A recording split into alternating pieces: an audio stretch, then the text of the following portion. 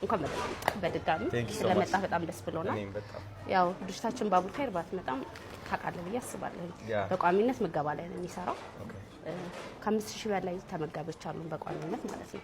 እነዚህ ተመጋቢዎች በሶስት አይነት መንገድ ነው ሰፖርት የሚደረጉት። አንደኛው እንዳያቸው የተሰራው ምግብ ቀን በቀን እየመጡ ይዘው ይሄዳሉ።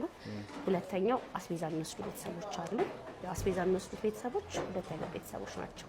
አንድ በፊት ላይ ጥሩ ነው የሚኖሩ ግን ያው በተፈጥሮ ምን በሰው ሰራሽ የተለያዩ ችግር ደርሶባቸው በራቸውን ዘግቶ የተቀመጡ ቤተሰቦች አሉ።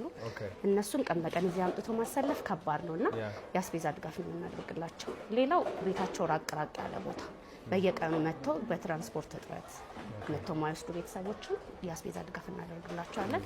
ሶስተኛው ደግሞ ቤት ለቤት ነው። አልጋ ላይ የቀሩ ቤተሰቦች አሉ የሚካድማቸው የሚጦራቸው ልጅ የሌላቸው እነሱም በድርጅቱ መኪና ቀን በቀን ቤታቸው ድረስ ምግብ ይወሰድላቸዋል ማለት ነው። ያው እዚህ ክፍል ምግቡ የሚበስለው እዚህ ቤት ላይ ነው። ሙስሊምም ነን ሙስሊሞችም እናቶች አሉ እዚህ። ያው ባቡል ኸይር ዘር ሃይማኖት የለም። ሰው የሆነ የተራበ ነው ገብቶ የሚጠቀመው። ስለዚህ ስጋ ከሆነ ሙስሊሙን ክርስቲያኑ ይሰራል። ኖርማል የጾም ምግብ ከሆነ ግን ሁሉም ተባብሮ የተሰጣቸውን አስቤዛ ሰርተው እዛ ጋር ለሚቋጥሩት እናቶች ያስረክባሉ ማለት ነው። በጣም ደስ የሚለው